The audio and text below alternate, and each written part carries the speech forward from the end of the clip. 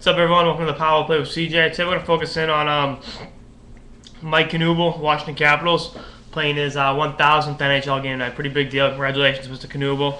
Knubes was one of my favorite players when he was a Bruin. I loved his net front presence and all-around leadership. And he's the guy that when he got a look with Thornton and Murray, he never looked back. It was at the 700-pound line. That was one of the biggest lines in NHL history.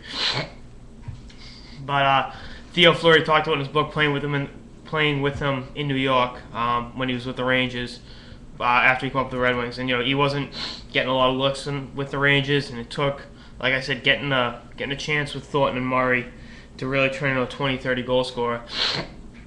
Which he became in Boston, and took that to Philly, and then later on now with Washington. He's not having a great year this year with only 9 points in 31 games, but the veteran leadership and his grit and intensity levels make up for that. And he's only making $2 million a year, so it's not too bad.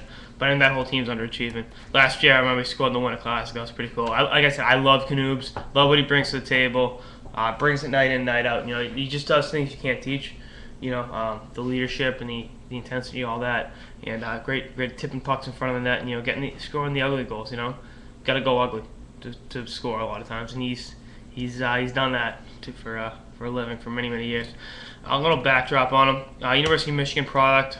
Born in Toronto, raised in Kentwood, Michigan, and like I said, 4 years at the University of Michigan. Turned pro with his hometown Wings. Became he won the cup in '98 with them. Only played in 3 playoff games, so really, he got the ring. But I think his name is on the cup though, which is obviously a great thing for Knubes. But got traded to the Rangers and later on to the Bruins, and it was in New York. He first hit double digits in goals, and then with the Bruins, where he finally took off and became his first 30-goal season in 2003, playing with like I said, with Thornton and Glenn Murray, and then went to Philly after the lockout. One of the exodus of players leaving Boston, after the 04 playoffs and the subsequent lockout. Him, Goncha, Rawlston, so many great players left the Bruins, and took the Bruins a while to recover, but they made up for lost time last year.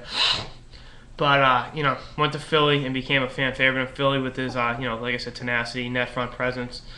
Played with Simon Gagne and Peter Forsberg on the Deuces Wild line after the lockout. Pretty good line there. There's a lot of guys that can put the puck in the net and play with a lot of intensity around the net. Gagne, for all his skill, is very good in front of the net. We all know how Flopper is. And then went to Washington following the 2009 season, and has been a pretty good shotgun winger, which is his MO. He can't get his own shot off.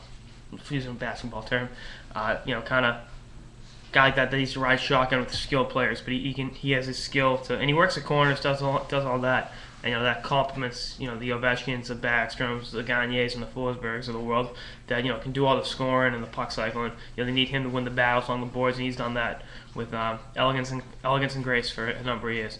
Something that skating doesn't have. Kind of a choppy skater, but like I said, when you bury goals, who cares? They don't drop pictures on the stat sheet, so all those goals, no beauties there, but. A lot of big time goals. He scored a couple of OT winners in Philly's run of the conference finals in 2008. So it's I love Knuble. I can't say enough good things about him. So that's it. That's it for this edition of the Power Play with CJ. All the best to Mr. Knuble this year, and hopefully, if Washington doesn't turn it around, he ends up back in Beantown. I'd love to see him give him one more shot at the cup. I understand he's older, not a lot of miles on him, but I'd take him on the third or fourth line to bury some clutch playoff goals anytime. So that's it, guys. Later on.